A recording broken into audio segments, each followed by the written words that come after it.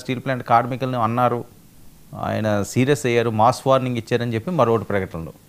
Visakha steel plant అంశం మీకు కూడా సంబంధం ఉంటుంది. పవన్ కళ్యాణ్ గారు దాని మీద చాలా హామీలు ఇచ్చారు.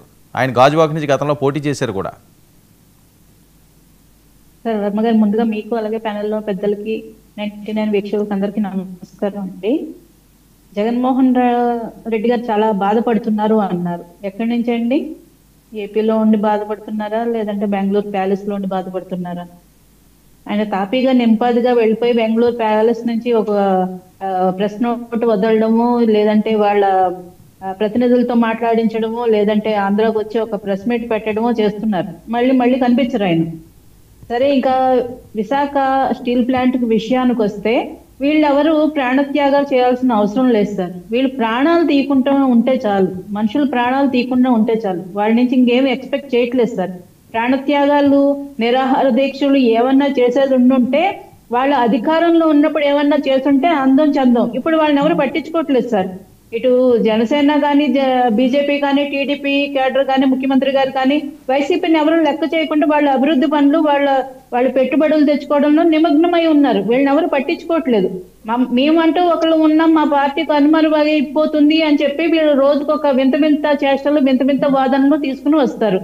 వీళ్ళు నిజంగానే విశాఖ స్టీల్ ప్లాంట్ గురించి వీళ్ళకి చిత్తశుద్ధి ఉన్నట్టయితే, మీరు అధికారంలో ఉండగా ఏం చేశారు, మీ ఎంపీలు ఏం చేశారు, మీరు అప్పుడే మేము డిమాండ్ చేశారు. అందరూ రాజీనామా చెయ్యండి అయ్యా, కేంద్ర ప్రభుత్వం ప్రైవేటీకరణ చేస్తానంటుంది, రాజీనామా చెయ్యండి అయ్యా అని.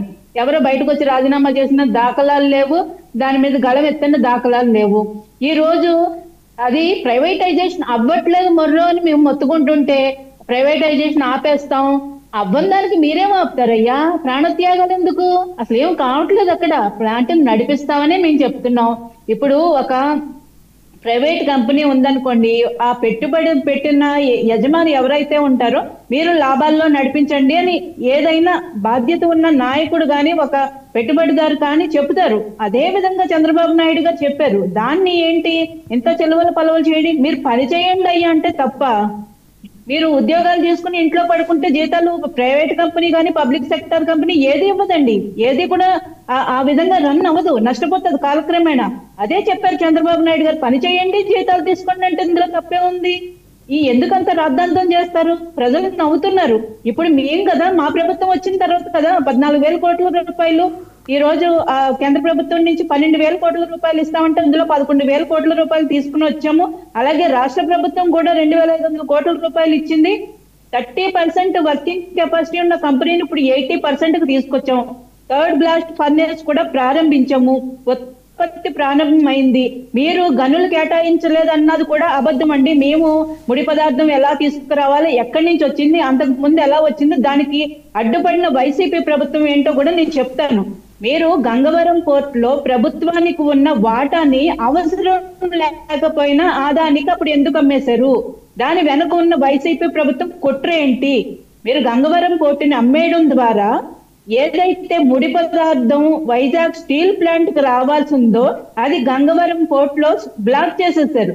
బ్లాక్ చేయడం వల్ల ముడి పదార్థం వైజాగ్ కు వచ్చినా కూడా ప్లాంట్ వరకు వెళ్లకుండా ఆ రోజు ప్రొడక్షన్ అంతా ఆగిపోయింది. అది మీరు చేసింది వైసీపీ కాదా? ఇవన్నీ మాకు తెలీదా? మేము మర్చిపోయాం అనుకుంటున్నారా? ప్రజలు మర్చిపోయారు అనుకుంటున్నారా? విశాఖ స్టీల్ ప్లాంట్ లో కూడా కొన్ని ఇబ్బందులు ఉన్నాయి సార్.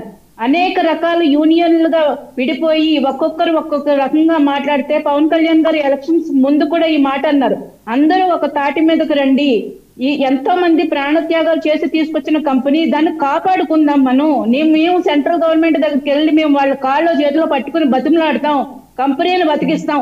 మీరందరూ ఈ రోజు చంద్రబాబు నాయుడు గారు మీరందరూ కష్టపడి పనిచేయండి అయ్యా, కంపెనీని కాపాడుకుందాం అని అది చెప్తే, దాన్ని మీరు ఈ నీచ రాజకీయాలు చేయడం తప్పండి. ఇప్పటికైనా అంటే మీరు చెప్పిందంతా ప్రజలు నమ్మేస్తారు అనుకుంటున్నారా? విశాఖ ప్రజలకు తెలీదా? స్టీల్ ప్లాంట్ ఆ కుటుంబ సభ్యులకు తెలీదా? ఎంప్లాయీస్ కి తెలీదా? మాకందరికి తెలీదా? వైసీపీ చేసినవన్నీ మర్చిపోయాం అనుకుంటున్నారా? మీరు ఈ రోజు వచ్చి మీకు గనులు లేవు, దానికి ముడి సరుకు లేదు, వాళ్ళని ఎలా అంటారు? చంద్రబాబు నాయుడు గారు ఎలా అంటారు? మీరు జీతాలు తీసుకుని పడుకున్నారు అని ఎలా అంటారు? ఆయన చెప్పింది ఒక పెద్ద మనిషిగా ఆలోచించండి, ఒక పెట్టుబడిదారుడిగా ఆలోచించండి. ఒక రాష్ట్రానికి